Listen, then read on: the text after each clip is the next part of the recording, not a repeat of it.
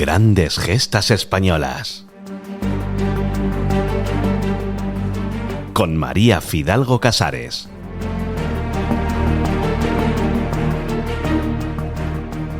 La bandera de España, con su identitaria combinación de rojo y amarillo, no es solo un emblema nacional.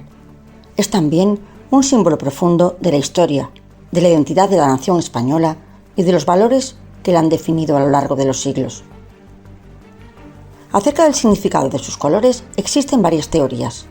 La más popular afirma que el rojo representa la sangre derramada en defensa de la patria, mientras que el amarillo simboliza el sol y el esplendor del Imperio español. Por su matiz dorado se le llamó gualdo y a la bandera rojigualda, curiosamente un adjetivo en exclusiva para ella. Pocos elementos y objetos tienen esta condición. Y precisamente este mes de mayo de 2025 se cumple un aniversario singular y de gran trascendencia, desconocida por muchos. Hace 240 años, un real decreto rubricado por el rey Carlos III instaba a lo siguiente. Para evitar los inconvenientes y perjuicios que puede ocasionar la bandera nacional que usa mi Armada Naval y demás embarcaciones españolas, equivocándose a largas distancias o con vientos calmosos con la de otras naciones, he resuelto que de en adelante use mis buques de guerra una bandera dividida a lo largo en 3 listas, de las cuales la alta y la baja sean encarnadas y la de en medio amarilla. Aranjuez, 28 de mayo de 1785. Por lo tanto, obligaba a que la bandera roja y amarilla ondeara en los barcos de la Real Armada Española. De este decreto se imprimieron más de 1 millar de ejemplares, que se distribuyeron en todos los organismos del reino, incluyendo la España de ultramar, los virreinatos de América y Filipinas.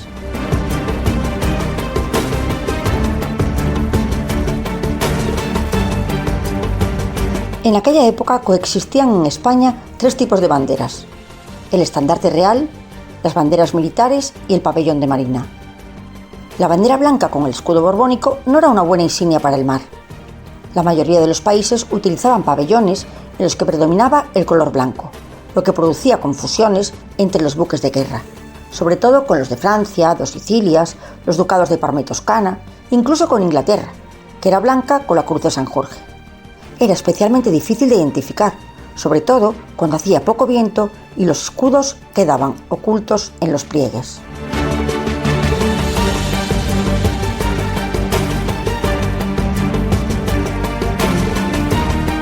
Parece claro entonces que la razón para la elección fue puramente visual. Se necesitaba una enseña marinera que se viera de lejos, y presentaron al rey Carlos 12 modelos para que eligiera, y optó por 2, uno para los barcos de guerra y otro para los mercantes, pero con los mismos colores. El Museo Naval de Madrid afirma contundente que está científicamente probado que la elección fue correcta desde el punto de vista técnico, ya que son colores bastante perceptibles y diferenciados en la distancia. Pero lo que también es cierto es que poderosas razones históricas avalaban esta elección.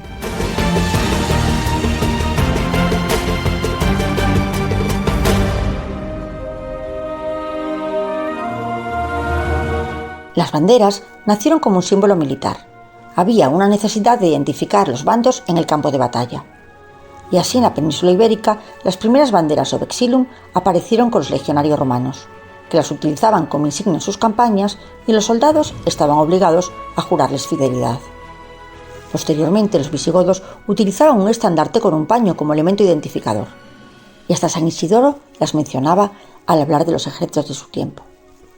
Pero las banderas, tal y como hoy las conocemos, son de origen árabe, piezas de tela fijadas a un asta desde el que ondean de forma perpendicular. Algunas dinastías usaban un determinado color, como el blanco los omeyas y almohades o el verde los fatimitas, que inspiraron la moderna bandera andaluza.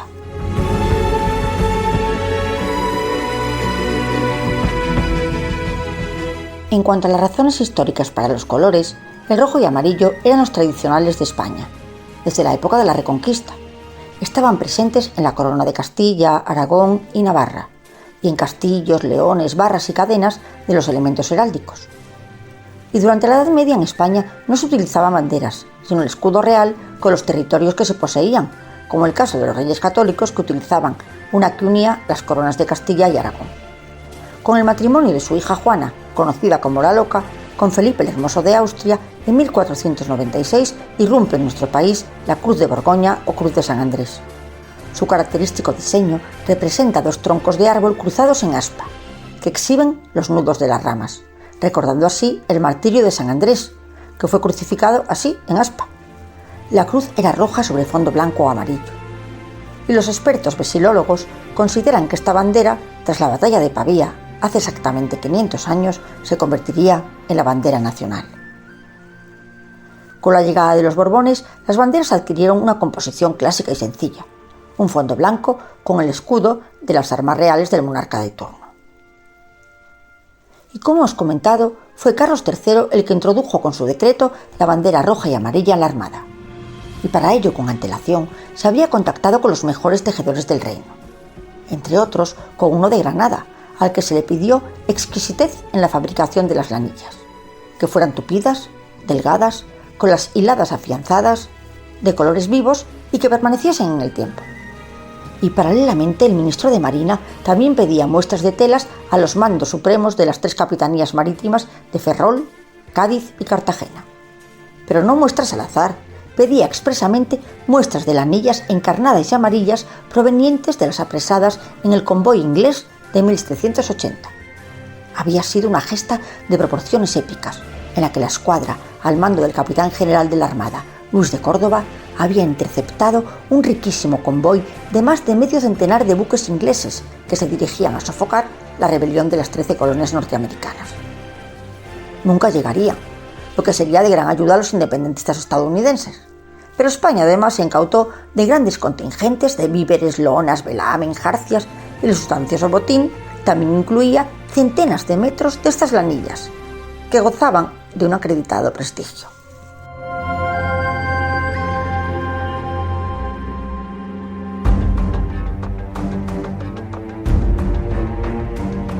Pero en 1786 llegaba una importante notificación del intendente de Palma de Mallorca. No solo informaba de que existía un nuevo sistema de fabricación de telas, sino que acompañaba unas nuevas muestras. El sistema convenció y unos meses después se firmaba un contrato con un tejedor mallorquín, Juan Nicolau. Y hoy el Museo Naval atesora estas muestras de las lanillas inglesas y españolas como parte de la historia de nuestra bandera.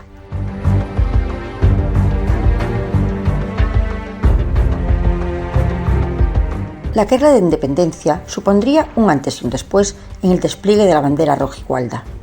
Oficiales y miembros de la Armada tuvieron que dejar sus naves y combatir en tierra, y lo hicieron con estas banderas, como en la batalla de Bailén. La exaltación del sentimiento patriótico se extendería, y la bandera fue lucida por voluntarios españoles que luchaban contra Napoleón. Se ha escrito muchas veces que la bandera rojigualda alcanzaría su cenit político en las Cortes de Cádiz, pero el experto vexilólogo Luis Orando afirma que es un error muy extendido, aunque sí la usaría en el trienio liberal la Milicia Nacional.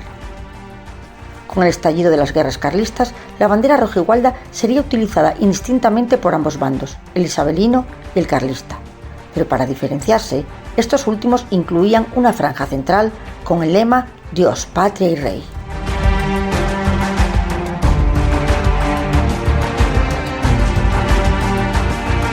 Tras la victoria liberal, en 1843, la reina Isabel, todavía una niña, la convertía por decreto en la bandera oficial de la nación y de todos sus cuerpos de seguridad, ejército, armada y milicia nacional. La bandera naval, tras desembarcar en tierra y solo 60 años después de su creación, se consolidaba como la bandera que representaba a todos los españoles, hasta la actualidad. Solo hubo una pequeña excepción en la Segunda República que mutó una de sus franjas rojas por morada, en homenaje a los comuneros que se rebelaron contra el rey. Craso error, porque la que portaban ellos era carmesí, pero bueno, con el fin de la guerra volvió a instaurarse la bandera tradicional hasta la actualidad, y por ello cumple este año 240 años de vigencia.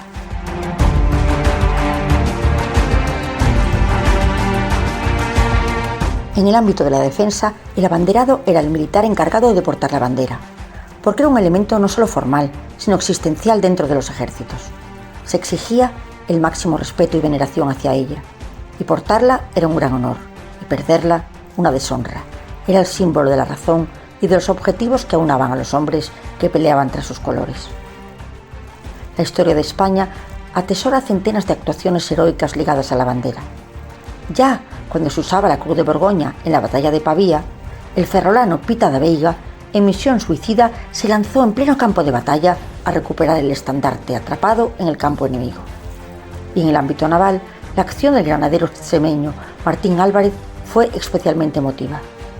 En la batalla del Cabo San Vicente, espléndidamente pintado por Ferrer Dalmau, con el barco desarbolado y la batalla perdida, protegió la bandera luchando hasta el último aliento contra los ingleses.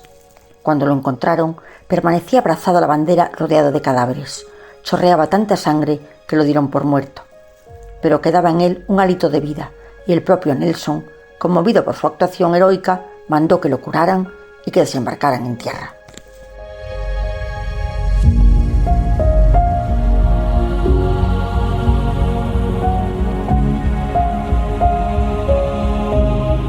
En esta línea, Juan Escrigas, el director del Museo Naval de Madrid, en el documental La bandera que vino del mar, quiso recordar las 25 banderas que habían cubierto las tumbas de los españoles que estuvieron en la isla de Sibi, en Portsmouth. Tras el desastre de Santiago de Cuba, con el hundimiento de los barcos de la Armada Española, los supervivientes de las dotaciones fueron hechos prisioneros y repartidos entre el Hospital Naval de Norfolk, la Escuela Naval de Annápolis, y el resto fueron a un campo de prisioneros en la isla de Sibi, hoy una base naval. Muchos de los que fueron se encontraban enfermos de tifus, malaria y de distintas enfermedades tropicales. Y a lo largo del cautiverio, 31 de ellos murieron y fueron enterrados en la misma isla. Durante 18 años, los norteamericanos en el Memorial Day, el día que conmemoran a sus héroes, ponían flores y una bandera sobre las tumbas de estos españoles. En 1916, sus cadáveres serían repatriados y recibieron sepultura en el Panteón de Marinos Ilustres de San Fernando. Los norteamericanos enviaron también las 31 banderitas que habían cubierto esos años las tumbas de los españoles, y el Museo Naval de Madrid conserva 25 de ellas.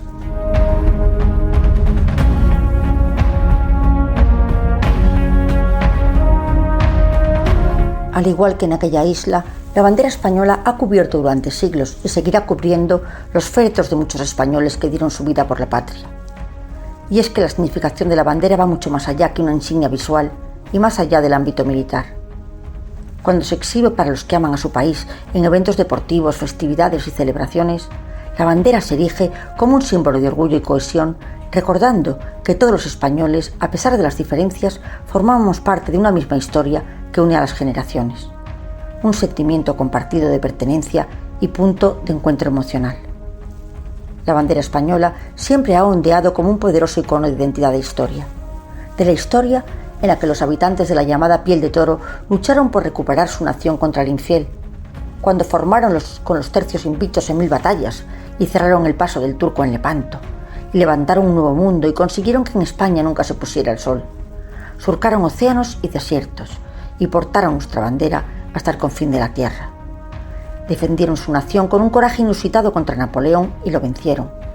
Resistieron en Cuba con pundonor y fueron los últimos españoles en portarla en una Filipinas que tras 500 años ya no era española. Y en el Barranco del Lobo se cantó que había una fuente que emanaba sangre de los españoles que murieron por España. Y desembarcaron con ella en Alucemas cubiertos de gloria y se enfrentaron en una gran guerra fratricida defendiendo ideales contrapuestos. Y combatieron también en una guerra olvidada en Ifni y Sáhara.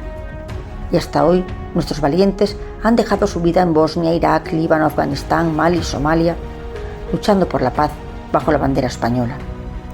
Mucha sangre, sudor y vidas españolas fueron derramadas durante siglos valiente y generosamente, por hombres que, como siempre se les recuerda, por la patria morir fue su destino, querer a España su pasión eterna, servir en los ejércitos su vocación y signo.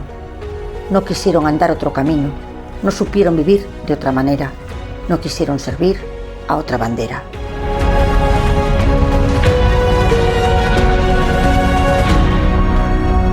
Grandes gestas españolas.